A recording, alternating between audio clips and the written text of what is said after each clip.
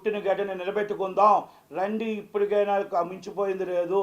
ప్రతి ఒక్కరు కూడా మీ ఊర్లో మీ చేతుల్లో ఎన్ఆర్ఎస్ ఎంతమంది వచ్చారో, అమెరికా నుంచి ఎంతమంది వచ్చారో ప్రతి ఒక్కరు ప్రతి ఊరిలో ప్రతి పల్లెలో వచ్చి మా మహాకూటమికి ఓటేయండి, చంద్రబాబు నాయుడు గారికి ఓటేయండి, మహాకూటమిని గెలిపించండి, మన అమరావతిని అభివృద్ధి చేయండి, అమరావతి రాజధాని కావాలంటే మీరు ఓటేయండి అని ఎన్ఆర్ఎస్ ఎక్కడెక్కడి నుంచో వచ్చి వాళ్ళందరూ చేస్తున్న సపోర్ట్ని చూసి నాకు ఆశ్చర్యం వేసింది.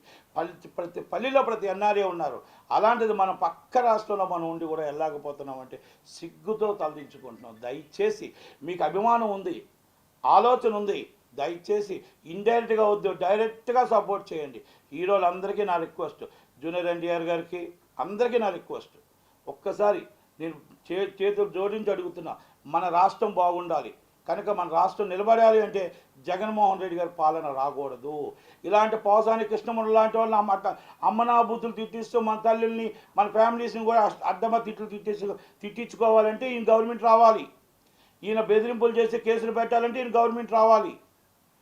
మరి మన రాష్ట్రం బాగుండాలి, మన సినిమా ఇండస్ట్రీ బాగుండాలి, మన అందరం బాగుండాలి, అక్కడ మన అక్క చెల్లెలు బాగుండాలి అనుకుంటే చంద్రబాబు నాయుడు గారి గవర్నమెంట్ మహాకూటమి రావాలి.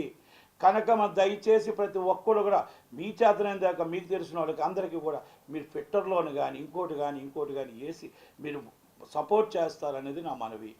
కానీ దయచేసి ఇండైరెక్ట్గా చేయొద్దు, డైరెక్ట్గా సపోర్ట్ చేయండి అంటూ ఈరోజు సినిమా ఫీల్డ్ నుంచి చాలామంది వస్తారని ఆశిస్తూ ఉన్నాను. కనుక మెగా ఫ్యామిలీ కూడా అందరూ కూడా పవన్ కళ్యాణ్ గారికి సపోర్ట్గా వస్తున్నారు.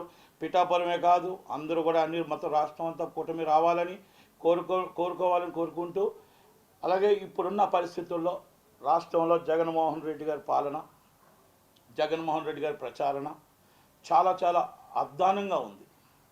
ఎందుకంటే మొన్న పోసాని కృష్ణమూర్తి ఒక మాట అంటాడు, చంద్రబాబు నాయుడు గారంట నిన్ను చంపేస్తానని చెప్పాడంట. ఈ అబద్ధాలు కూడా చెప్తున్నాడు. ఎవరిని? జగన్మోహన్ రెడ్డి గారిని చంపేస్తానంటే మోడీ గారికి కనబడట్లేదా, అమిత్ షా గారికి కనబడట్లేదా అంటాడు ఈ అబద్ధాల కోరు. నేను ఈ అబద్ధాల కోరుకు ఒకటే చెప్తున్నా, ఏదేదో మన కూర్చొని ఒక టీవీలో చెప్పుకొచ్చాడు, ఏదేదో చెప్పుకొచ్చాడు. నేను ఒకటే చెప్తున్నా, నీకు దమ్ము ధైర్యం ఉంటే నువ్వు మొత్తం టోటల్గా జగన్మోహన్ రెడ్డి గారు చేసిన అరాచకాలని, వైఎస్ వివేకానంద రెడ్డి గారిని ఎవరు చంపారో నువ్వు చెప్పు. For more videos like this, subscribe Big TV channel.